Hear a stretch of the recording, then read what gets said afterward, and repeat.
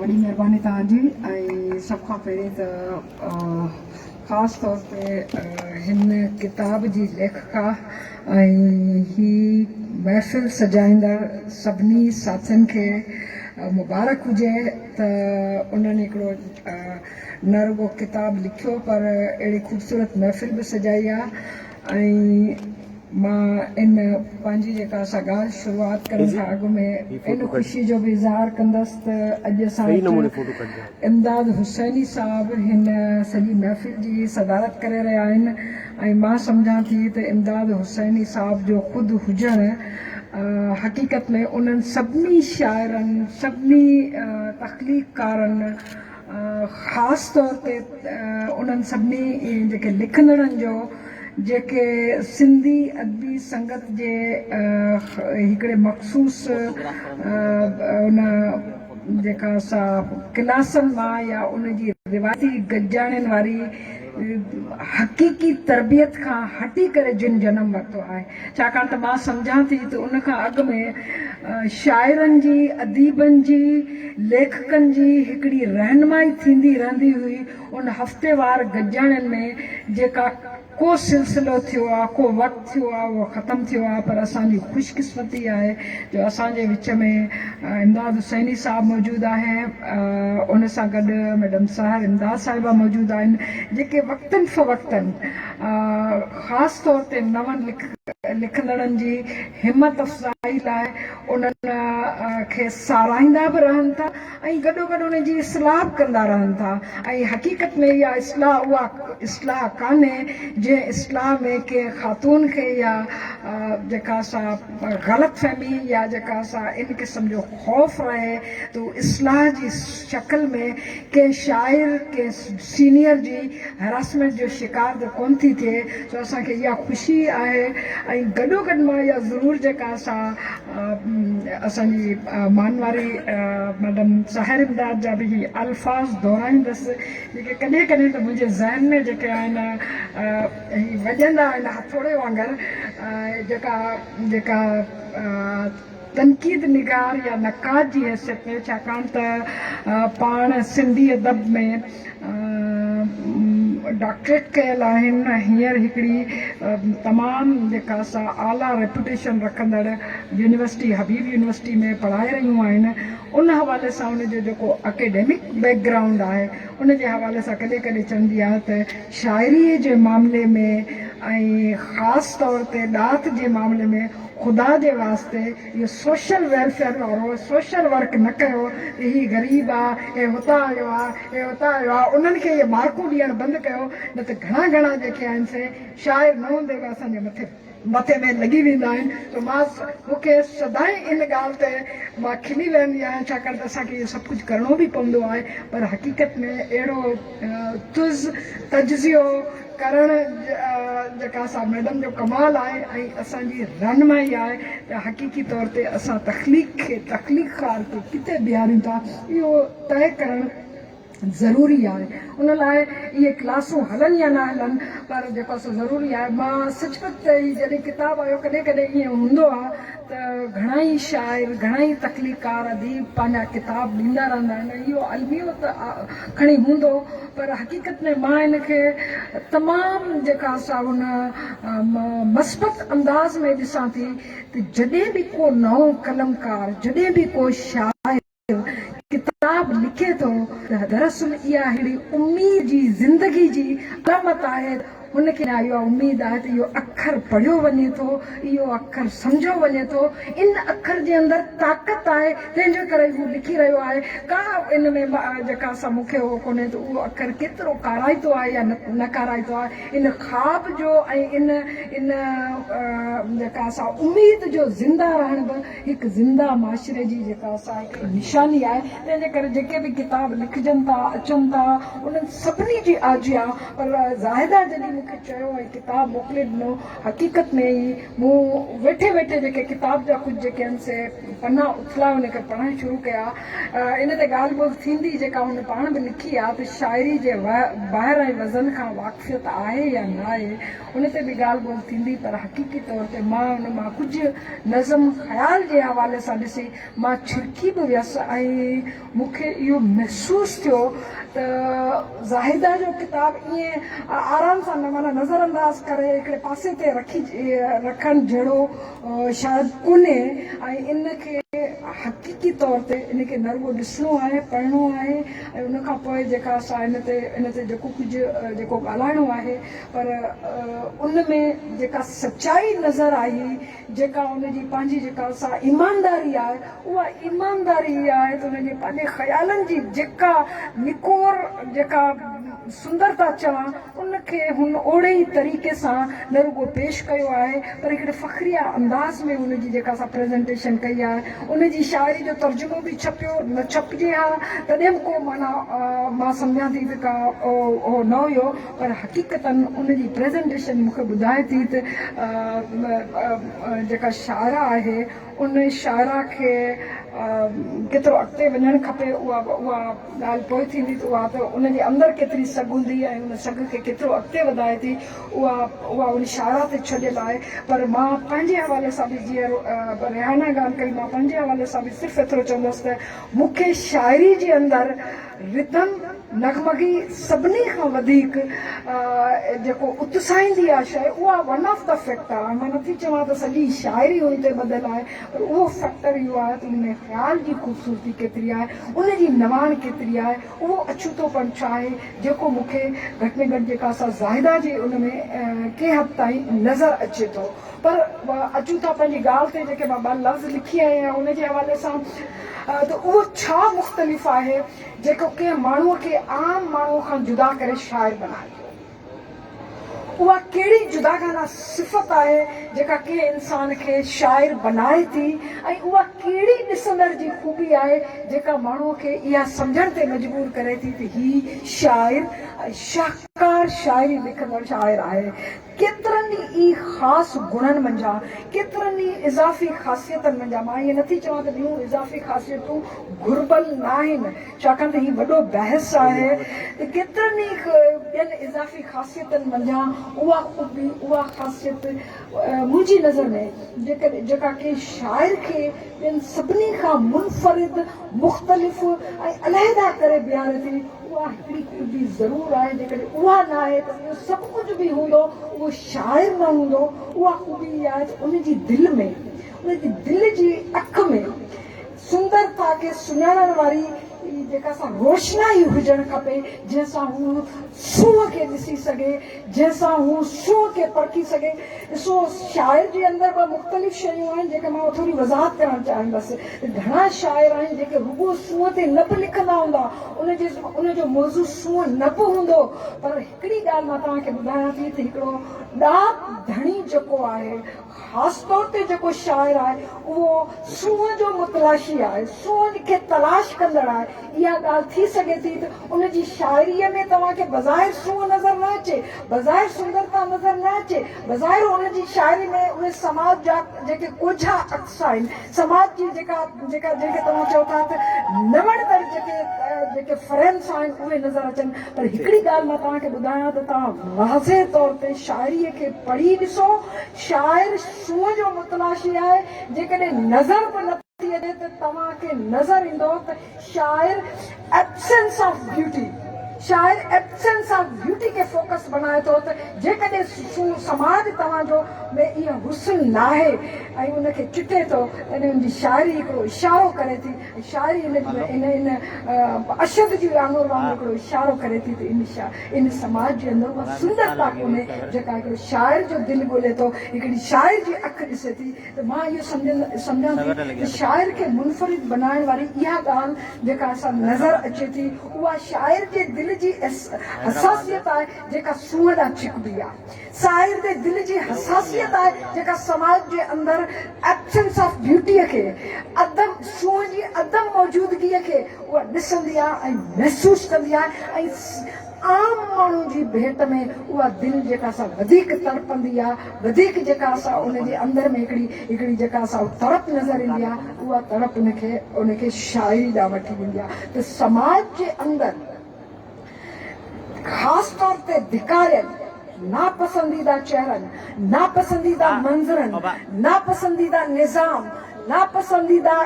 जेका सा समाजी जोड़जक, उनजे अंदरि जेकॾहिं कंहिं शाइर जी ख़्वाहिश आहे त उनजे अंदरि अगरि हू सुंदरता ॻोल्हे थो त मां सम्झां थी त ॿियूं शाइर जूं इज़ाफ़ी ख़ासियतूं उनखे पंहिंजी महिनत सां, पंहिंजे जेका सा उन सां ज़रूरु माना उन ॾे ध्यानु ॾियणु खपे। पर हक़ीक़ी तौर ते इहा काफ़ी आहे त हाणे हू जीअं चवंदा आहिनि त हीअ हाणे क्वालिफाई करे वियो त हिनखे मेडिकल या हिनखे जेका सा इंजीनियरिंग जे टेस्ट लाइ, हिन दाख़िला जे लाइ, त मां सम्झां थी त उहो लाइसेंस हिकिड़ो हूंदो आहे जेको घटि में घटि उनखे मिली वेंदो आहे। त हाणे ही शाइरी करणु चाहे त हाणे शाइरी में केतिरो नालो पैदा करणु चाहे ही शाइरी करे सघे थो। हाणे ज़ाइदा खे ॾिसणो इहो आहे त ज़ाइदा जी उहा अर्ज़, उहा जेका ख़्वाहिश जेका शाइर जी मञता वारी हैसियत में खेसि मिले थी, उहा खेसि केतिरो अॻिते वधाए थी, केतिरो इन शाइरी जे मैदान में जेका हुन चयो त मां जेका सा इक़रार जेको कयाई, उन जा लफ़्ज़ मां रखिया हुया त उहे जेका सा पढ़ी जेका सा ॿुधाया, पर घणा माण्हू जेके जीअं त उनखे कोट करे विया आहिनि तंहिंजे करे मूंखे ज़रूरत कान्हे, पर हक़ीक़त आहे त उनजी जेका कोट करे विया आहिनि, मां उनखां पोइ वारो जुमिलो पढ़ां थी। पोइ वारो जुमिलो इहो आहे त जंहिंमें लिखियो आहे त पर इत्तेफ़ाक़ सां ज़िंदगी हिकिड़े अहिड़े बिवाटे ते आणे बीहारियो आहे। उहो बिवाटो कहिड़ो हूंदो आहे त जिते तव्हां एब्सेंस ऑफ ब्यूटी खे महसूसु करे सघो ऐं उहा तव्हांखे अंदर खां जेका असां बेचैन रखे। उहा बेचैनी जेका आहे जंहिं मुंहिंजे सोचनि ऐं अहसासनि खे रिदम ॾिनो, हिकु सोच खां पोइ ॿी सोच अंदरि मां उद्दमनि वांगुरु निर्वार थींदी वई। ऐं इहे जेके उद्दमा आहिनि, उद्दमनि खे लिखणु, उद्दमनि खे हिकिड़ी तरतीब में आणणु ऐं उनजी जेका असां जाइ ठाहिणु, इहो नकात कमु कंदो त उहो केतिरे हद ताईं जेका असां कामयाबु आहे, नाकाम आहे। इहा आहे त इहा सभ खां वधीक जेका इहा ॻाल्हि आहे। हाणे उनखां पोइ जेका असां थोरो उनजो जेको आहे सो जेका सुंदरता जी ॻाल्हि कई त हुन लिखियो आहे त जेको सुंदरता में जेका ॻोल्हणु चाहे थी, शाइर जी अखि जेका समाज जे अंदरि ॾिसणु चाहे थी जो मतिलबु इहो आहे त उहा अधु मौजूदु आहे, उहा बदल नथी, उहा किथे मखी आहे, किथे जेका असां पोशीदा आहे। अगरि पोशीदा बि न आहे त उनखे पैदा कीअं कजे, उनखे पंहिंजे अहसासनि वसीले या उनजे लाइ समाज जो जेको आहे सो कीअं कजे। मां सम्झां थी त उनमें वज़े तौर ते मां पंहिंजा लफ़्ज़ नथी ॿुधायां, ज़ाहिदा ख़ान जेको आहे सो लिखियो आहे त जेको मुंहिंजो उनवान चूंडो आहे, पोइ लिखे थी त इन उनवान जी इहो उनवान अकासी करे थो, छाजी अकासी करे थो त अचोत समाज में धिकारियल ऐं नापसंदीदा चेहरनि में हूअ सूंहं आम माण्हू खे बि नज़र ईंदी आहे, सूंहं सभ खे नज़र ईंदी आहे, पर सूंहं हर शइ वजूद जो बुनियादी एलिमेंट आहे, बुनियादी अंदर आहे। जेकॾहिं नज़र नथो अचे त छो नथो नज़र अचे? जेकॾहिं फिरौन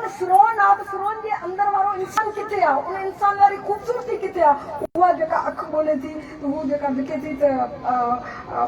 अकल थो करे अचो त समझ में धिकारियल ऐं नापसंदीदा चेहरा ऐं शयुनि में सूलियूं। तो शाइर जी दिलि जेका असां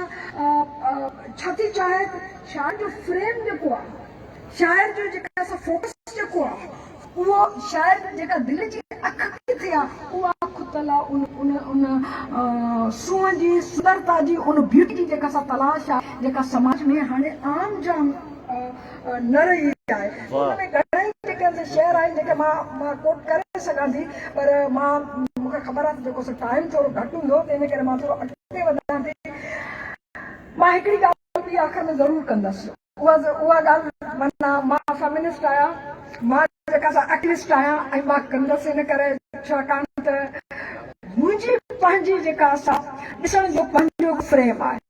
जेकॾहिं मुंहिंजो पंहिंजो तनक़ीदी नज़रियो आहे समाज जे बारे में, अदब जे बारे में या ॿियनि इल्मनि जे बारे में,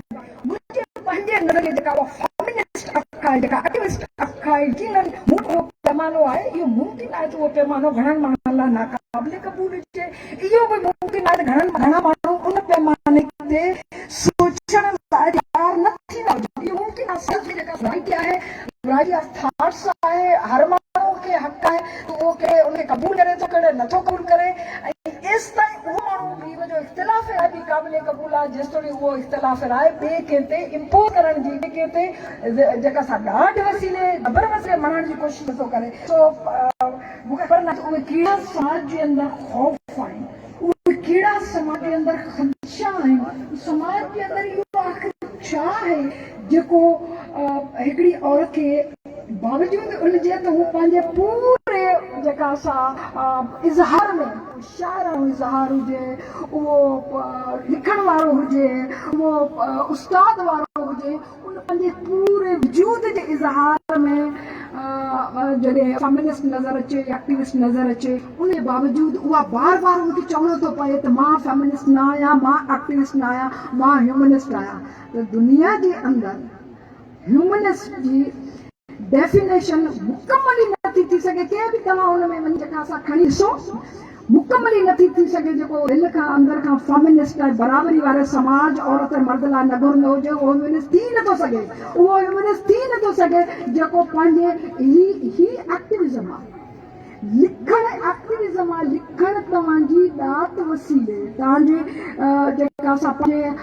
कलम वसीले, पंहिंजे लफ़्ज़नि वसीले, ही बि एक्टिविज़म आहे। मां ईअं कॾहिं बि न चवंदसि त एक्टिविज़म जो मतिलबु इहो आहे त रोड ऐं सड़क ते जेको नारो नथो हणे, पर उनजो दिलि कंहिं बि नाइंसाफ़ी ते, कंहिं बि समाजी हाणे बराबरी ते पढ़े थो ऐं जेका सां दुखी थिए थो ऐं उन ते उहो कुझु इज़हारे थो, नापसंदीदगी जो इज़हार करे थो, उहो एक्टिविस्ट न आहे। मुंहिंजी नज़र में उहो एक्टिविस्ट आहे। तव्हां दुनिया जूं डिक्शनरी खणी ॾिसो, दुनिया जी नज़र में बि ही जेके शयूं एक्टिविज़म जे खाते में अचनि थियूं। ऐं मां कॾहिं बि इन ॻाल्हि जी हामी न रही आहियां, अॼु बि न रही आहियां। ऐं बहस कबो त मां उन में बि उन मां हिसो वठण लाइ तयारु आहियां त जेको असांजे समाज जे हिकिड़े एक्टिविज़म जो हिकिड़ो नालो ॾेई छॾियो आहे त जेको माण्हू बैनर खणी के प्रेस क्लब जे आॾो बीहे नथो, उहो या त पोइ उन ते माना हिकिड़ी समाज जो जेको हिकिड़ो उघड़ो रवैयो आहे, हिकिड़ो जेको आहे उहो धिकार वारो रवैयो आहे, त पोइ सभिनी लाइ शुरू थी वेंदा त इमदाद हुसैनी साहिबु जेको सो बैनर खणी प्रेस क्लब हैदराबाद ते फलाणी या फलाणी ॻाल्हि ते नज़र न आयो त हाणे इहो शाइर बि कोन्हे, इहो वॾो शाइर बि कोन्हे, इहो फलाणो फलाणो। त अहिड़े क़िस्म जी हिकिड़ी रिवायत ज़रूरु पैदा थी चुकी आहे। पर मां सम्झां थी त कलम, उनजो लिखण, उनजो इन इज़हार कहिड़े बि तरीक़े सां, माना तव्हांजी को सियासी नारे जी शिकल में हुजे, इहो ज़रूरी न आहे। ऐं इहो बि ज़रूरी न आहे त तव्हां हुन सां सहमत हुजो, पर कंहिं बि तरीक़े सां इज़हारण मां नथी पई सम्झां त उहो हिकिड़े शाइर अदीब ऐं हुनजो जेको सो कमु आहे उहो उन वसीले पंहिंजो एक्टिविज़म करे थो। उनजे लाइ लाज़िम कोन्हे त उहो जेको सोशल एक्टिविस्ट तौर ते किथे रोड सड़क ते बि नज़र अचे, इहा ॿी ॻाल्हि आहे, इहा बिल्कुलु ॿी ॻाल्हि आहे। ऐं सिंधी समाज में इज़ाफ़ी ख़ूबी आहे सिंध जे अदीबनि, सिंध जे शाइरनि, सिंध जे कलमकारनि, सिंध जे नात दड़नि जी, त उन्हनि खे जॾहिं ज़रूरत महसूसु थींदी आहे त उहे सड़कनि ते बि हूंदा आहिनि, उहे जेके एहतजाजनि में बि हूंदा आहिनि, उहे पंहिंजे कलम सां बि विढ़ंदा आहिनि, पंहिंजे वजूद सां बि विढ़ंदा आहिनि। ऐं असांखे असांजी तारीख़ ॿुधाए थी त असांजे शाइर अदीबनि इन रेड़ में पंहिंजो हिसो वरितो आहे। उहा हिकिड़ी ॿी ॻाल्हि आहे। सो मां वरी वापसि इन ते अचां थी पई त एक्टिविस्ट हुजणु ऐं एक्टिविस्ट जी मरवज माना में एक्टिविस्ट हुजणु, उन में फ़र्क़ु थी सघे थो। पर हक़ीक़ी तौर ते जेको समाजी नाइंसाफ़ी, अणबाबरी, रुगो सूझ ॻोल्हा लाइ बि हिकिड़ो शेर बि घड़े थो, हिकिड़ो लफ़्ज़ बि लिखे थो, उहो कलमकार, एक्टिविस्ट कलमकार आहे। मां उनखे ईअं मञण लाइ तयार ई कोन आहियां त असांजे सिफ़नि में बीठल कोन्हे, बल्कि मां ईअं सम्झां थी त असां हुन सां गॾु हुनजे सिफ़नि में किथे न किथे बीठल आहियूं। बिल्कुलु अहिड़े ई तरीक़े सां जेको फेमिनिज़म वारो जेको सवाल अचे थो त मां ही लिखियल आहे 8 मार्च ते तव्हांखे ख़बर आहे त जेको आहे हाणे कुझु सालनि खां जेको तूफ़ान में शुरू थियो आहे, ऐं जेका तूफ़ान बदतमीज़ी जंहिंखे चइजे त 5 औरतूं जेकॾहिं जेके आहिनि से साल जे हिकिड़े ॾींहं में कुझु कलाकनि लाइ, ऐं उहा तनक़ीद थी सघे थी त कुझु कलाकनि लाइ साल जे हिकिड़े ॾींहं में हिकिड़े इवेंट वांगुरु हिकिड़ी जॻह ते जमा थियनि थियूं पर तव्हां ॾिठो आहे त उन साल जे हिकिड़े ॾींहं जे 4 कलाकनि जे 2 कलाकनि जे इवेंट सॼे समाज खे लोॾे ऐं धोॾे छॾियो आहे। इन करे लोॾे ऐं धोॾे छॾियो आहे छाकाणि त उहे औरतुनि जो उते निकिरी अचनि 1 कलाक लाइ 2 कलाक लाइ दरअसल इन ॻाल्हि जो इज़हार आहे त जेको तव्हां असांजे लाइ समाजी रोल ठाहे क़बूल चए थी मां फेमिनिस्ट न आहियां उनजे बावजूद 8 मार्च जेको लिखियल आहे 8 मार्च 19 स्पिरिट सां लिखियल आहे 19 स्पिरिट सां लिखियल आहे जंहिं स्पिरिट सां कलाकार माना लिखी सघे थो ज़रूरी कोन्हे त जेका असां नारो ऐं पोस्टर खणी जेका असां उन में अचे या न अचे लिखे थी त 8 मार्च वरी हेॾी 8 मार्च आई ॻच ॻाल्हियूं थियूं हक़नि मुंहिंजी दुनिया आहे जंहिंखे ख़बर आहे त हिकिड़ी हक़नि जी उन जी दुनिया आहे ऐं उन हक़नि जी दुनिया जो इक़रार फेमिनिज़म आहे ॿियो कुझु कोन्हे। मां इहा जेका असां ॻाल्हि लिखे थी त वरी ॾिसी ईंदसि सभिनि खां सुभाणे उन ॾींहं ते यादि ईंदी आहे उन ॾींहं ते यादि अच वारो आवेल आहे जेको तव्हां समाज में नज़र अचे थो लिखे थी त वरी विसरी वेंदसि सभ खां अहिड़ो भाग आहे जीअं 8 ते हाणे माना जेका असां 8 ताईं वरी हुजा सॼे साल में वरी कारसाई हिकिड़े साल में कुझु कलाकनि जी जेका असां हो चए थी जलाए वञा थी उघाड़ी वञा थी वञी थी किथे अॼु बि कारी थियां थी वचन मां तिन्हनि जा ॿुधी पई ॿुधां थी त कानून जी हू कंदा का तयारी ॾढ न मूंखे कंहिंजो न पुठ आहे काई वरी आई 8 मार्च आहे थींदुसि पागुल कॾहिं शर्मीन चनाई वक़्त जे अखियुनि में ॾिसंदसि चिताए ॾिसां वक़्तु शल पाण खे को मिटाए करे मुंहिंजी को मुश्किल कुशाई वरी अॼु 8 मार्च आई त हीअ जेके लफ़्ज़ आहिनि ज़रूरी कोन्हे त गुलाब जो गुल चवे त मां गुलाब जो गुल आहियां गुलाब जो गुल कोन चवंदो आहे त मां गुलाब जो गुल आहियां तव्हां अखियूं बंदि करे हुनखे ॾिसो हुनजी ख़ुशबू ॿुधाईंदी आहे त हीउ गुलाब जो गुल आहे त फेमिनिस्ट खे चवण जी ज़रूरत कान्हे लेबल जी ज़रूरत कान्हे तव्हांजो लफ़्ज़ ॿुधाए थो तव्हांजो अखर ॿुधाए थो तव्हांजी इज़हार ॿुधाए थो त तव्हां केरु आहियो तव्हां 100 दफ़ा इज़हार कयो इन सां को फ़र्क़ु कोन पवंदो ज़ाहिदा पर हिकिड़ी आख़िरी जेका हक़ीक़त में ऐं मां माना जेका ज़ाहिदा खे चवंदसि त हाणे पंहिंजी शाइरी खे कॾहिं संजीदा कोन वरितो आहे हक़ीक़ी तौर ते पर मां ज़ाहिदा खे ज़रूरु चवंदसि त ज़ाहिदा पंहिंजी शाइरी खे ज़रूरु संजीदा वठे मिसाल जे तौर ते हीउ जेको मूंखे हिन जो आख़िरी जेको आहे उहो पढ़ी मां जेका असां पंहिंजी जाइ वठंदसि त तुंहिंजे नेणनि जे सजदनि नमाज़ी कयो तुंहिंजे नेणनि जे सजदनि नमाज़ी कयो ऐं सचपत मूंखे माना रिदम ऐं जेको नज़र आयो फर्ज़ सुन्नत इबादत छा ॼाणूं असां फर्ज़ सुन्नत इबादत छा ॼाणूं असां इहो हिन ज़मीन जो असांजे कल्चर जो हिन जे रूह जी अक्कासी आहे जेको हिकिड़ो वजूद में पंहिंजो पाण खे ॻाल्हाए थो बेवज़ू पाण काफ़र रहूं था सदा प्यार जी हर हज़ा में या ताक़त वॾी माना ही जेको नज़म आहे दिलि जे बुतखाने में ज़िलज़िलो वियो अची मन अंदर में तबाही मची वई मनड़ो कलमा को मुंहिंजो बणिजी वियो के दोई जो मुंतर असर को कयो तुंहिंजे नेण जे सजदनि नमाज़ी कयो वॾी महिरबानी वाह वाह तमामु बहितरीन ऐं ख़ासि तौर ते चूंड जेका शाइरी पेश कई तमामु बहितरीन ऐं आउं वरजाइणु चाहींदुसि